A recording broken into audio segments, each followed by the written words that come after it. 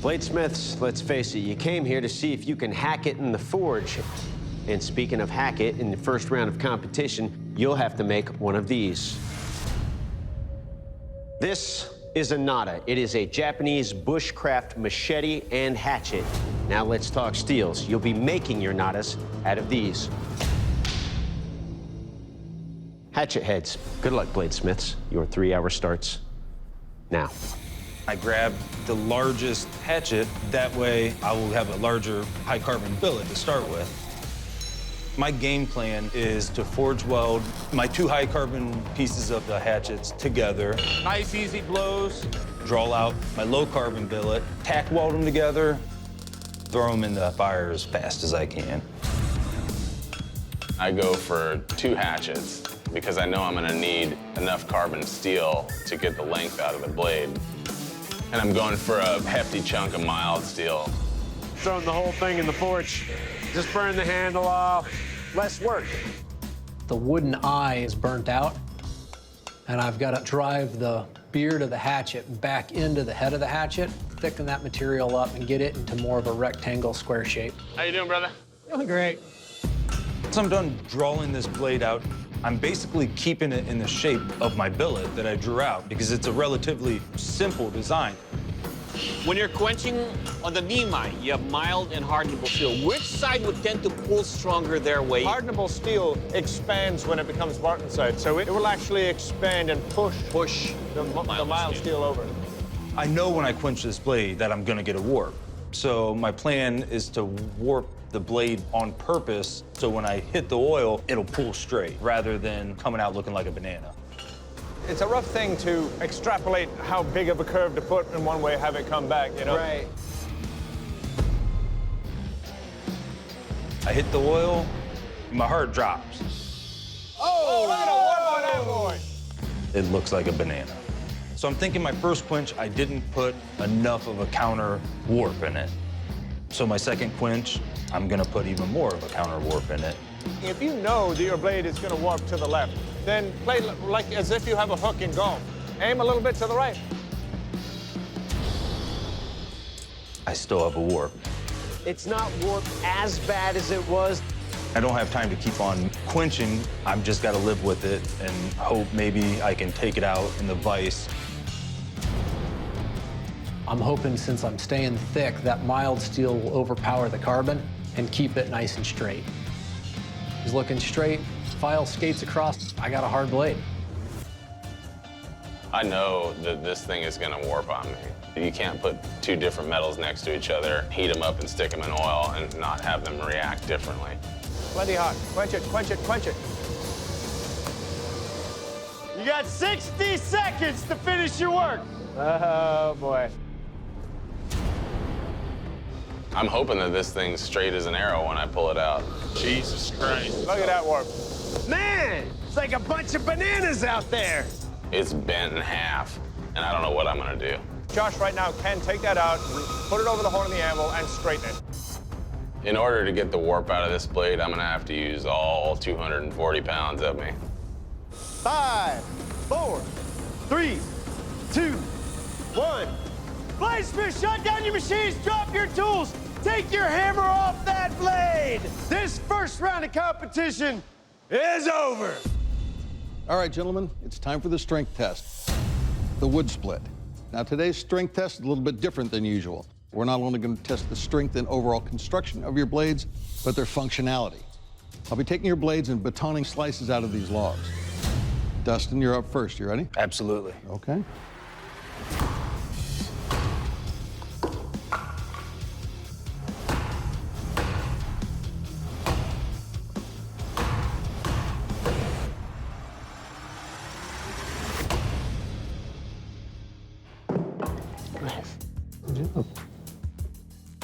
So, Dustin, it's a very, very fine edge.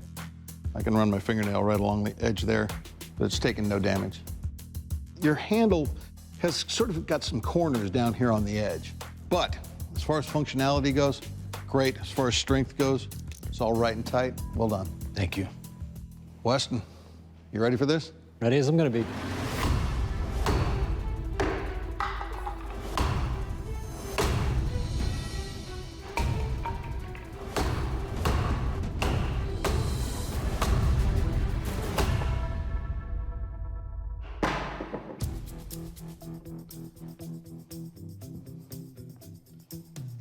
All right, Weston, first off, there's a lot of mass in this blade, and I don't mind it. It's still a comfortable weight.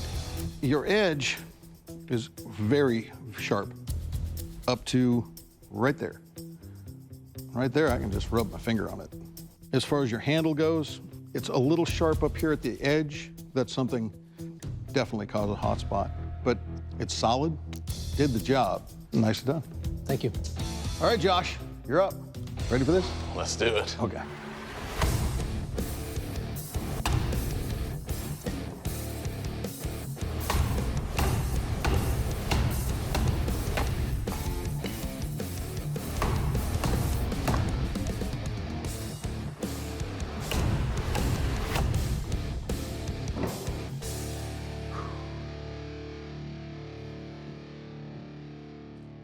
So Josh, your blade's pretty lean, and because of that, that bevel is so steep that that edge is so fine that it definitely took some serious damage.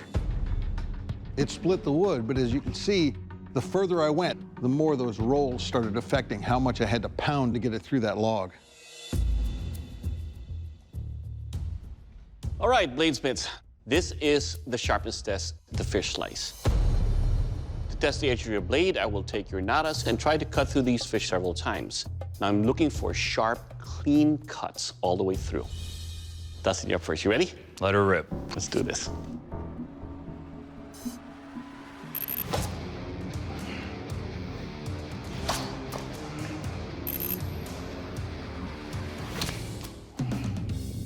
Nice. Well done. Thank you. All right, Dustin, let's talk about your nada here. It's light like a competition chopper. Your edge is sharp.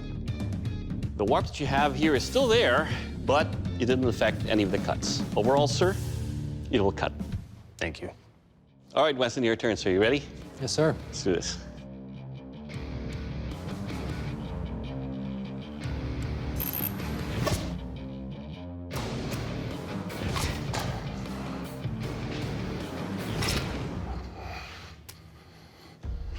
Nice. Nice. All right, Weston, let's talk about your nada here. Your blade is sharp. The added weight to this does really help push the cuts all the way through. Overall, sir, it will cut. Thank you. All right, Josh, your turn. You ready, sir? Let's do it. Let's do this. Dustin and Weston, both their knives cut through super clean. And if I can't match up to that, I know I'm going home.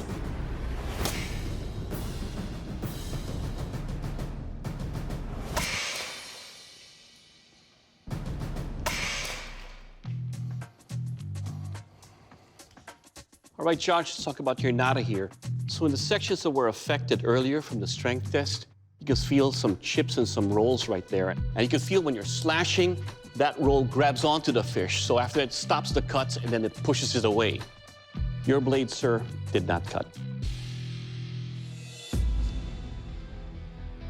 Josh, you were a cool customer throughout this entire competition. However, your blade took some damage in our strength test, and that caused it to underperform in the sharpness test. So for those reasons, your blade just doesn't make the cut. Please leave the forge. Honestly, I think I got a little too focused on the slice while I was grinding my knife, and I got my edge too thin to hold up to the wood chop. I'm gonna keep on making blades. This doesn't make me feel like I'm not a good knife maker. It just wasn't ready for the challenge.